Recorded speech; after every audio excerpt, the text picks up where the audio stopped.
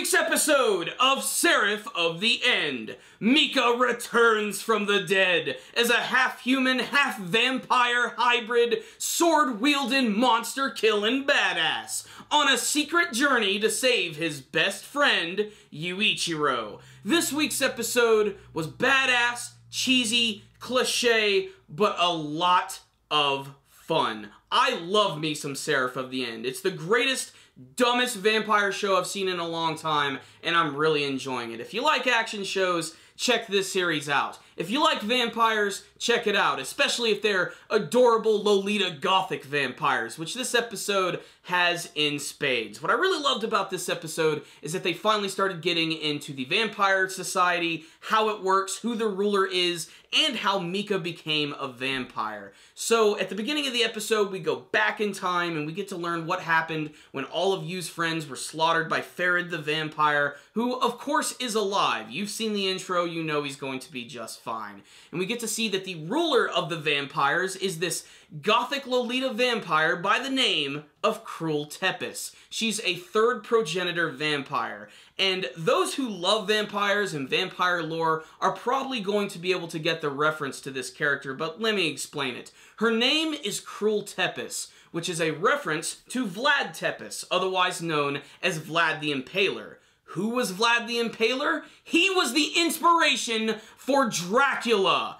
Alucard, the Prince of the Night, which means that Cruel Tepes could very well be a descendant of Dracula himself, and that's pretty freaking awesome. What I love most about her character, though, is that she's actually really badass. She looks really cute and adorable, but she will destroy you. In fact, she gets really mad at Farid. She does not like him at all, and Farid himself, apparently, I think they said he was a 7th progenitor, so this just really is a great way to show you, like, how strong a 3rd is compared to a 7th, and she basically just rips his arm off and destroys him. She claims that she would take his head off, and I'm guessing that actually would kill a vampire. I can't really see them getting out of that situation, so she decides that she's actually going to turn Mika into a vampire, and she does it in a very nice and suggestive way. She actually bites down in her mouth, and she has this blood run down, and then she literally kisses him, and he becomes a vampire, which almost seems like it's something of a painful process.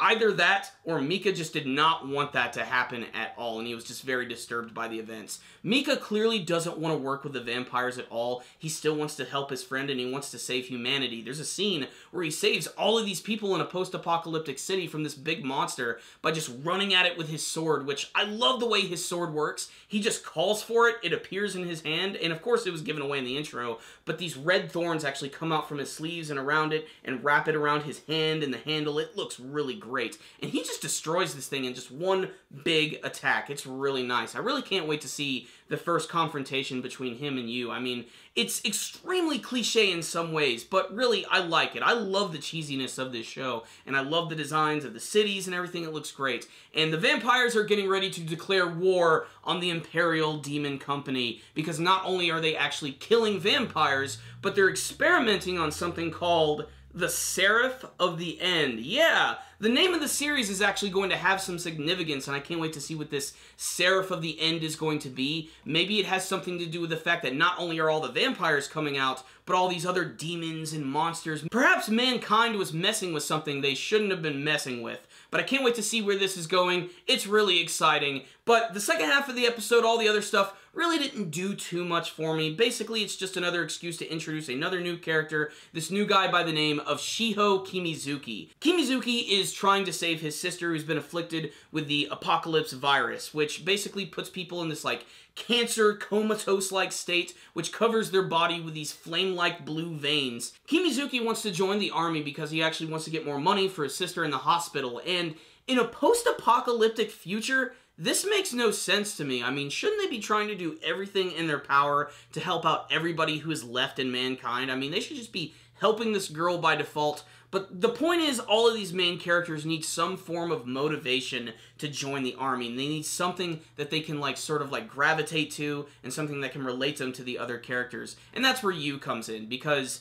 Kimizuki and Yu do not like each other at freaking all. They're polar opposites, and at the beginning of the episode, they get in a fight. Second half of the episode, they meet each other in class, they get into another fight, which is awesome because Gurren ends up just drop-kicking both of them, and then later on they're having this big exam where they're going to have to pair up with others and fight against these big, alien-looking demon army puppets. That's what they call them. They look really disturbing and creepy and emotionless, and everybody's gonna have to fight against them to prove their worth. And of course, Yu and Kimizuki are paired up. Later on, as the exam is going on, they can't seem to work together, nothing is working out, when suddenly Kimizuki learns from one of the instructors that his sister is in dire straits and he has to go see her, but he decides to stay behind and continue the test. This does not sit well with Yurichiro, who decides to deck him in the face and give him a harsh after-school lesson, all about learning about the preciousness of family. This makes sense because Yu's family was slaughtered by vampires and he never has an opportunity to see them again.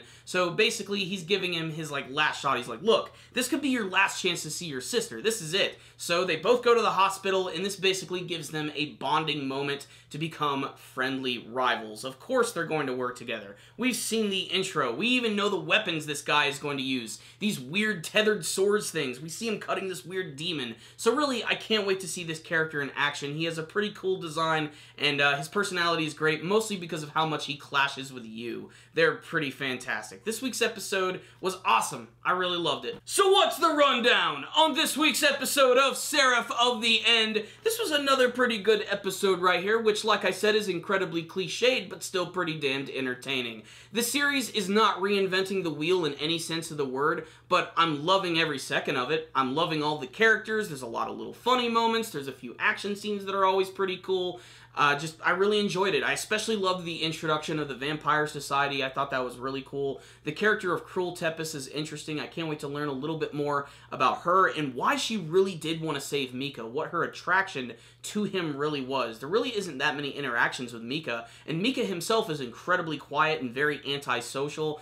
He's basically like the stray dog with all of the vampires. He just doesn't really want to be there at all. He's basically just there for the table scraps and to try and get any information that he can learn to try and save his friend Yu. I really can't wait to see where that is going, and obviously, he is not to be messed with. I mean, in the previous episode, there was the scene where he put his sword right to Ferid's throat, and in this week's episode, he's destroying monsters and frankly just being awesome. The final scene with all the vampires gearing up for war is really awesome, and I can't wait to see what they're all about and what their powers are going to be, because it's already been hinted at, vampires are already strong by themselves. They're just vampires, but they're also going to have weapons and maybe abilities similar to what the Imperial Demon Company is going to do.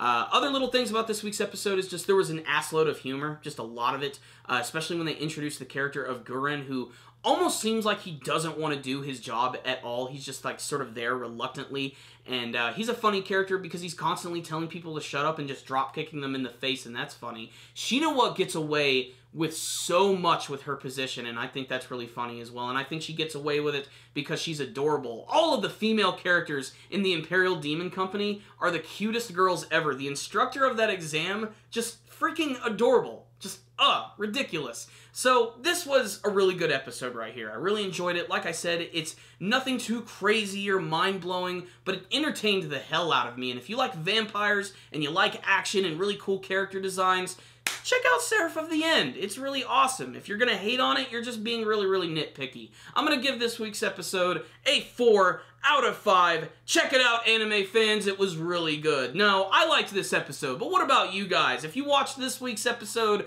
of Seraph of the End, please tell me what you thought about it in the comment section below. Did you have a favorite new character? What did you think of the ruler of the vampires, Cruel Tempest? And what other things do you want to see from Seraph of the End? And speaking of Seraph of the End, what exactly is that? Do you have any theories about that? Please tell me in the comment section below. Thank you guys for watching my review. If you liked the video, please give it a thumbs up and share it with all of your friends. Make sure to subscribe to the channel and follow us on social media. Thank you guys again for watching, and as always, stay dandy, baby.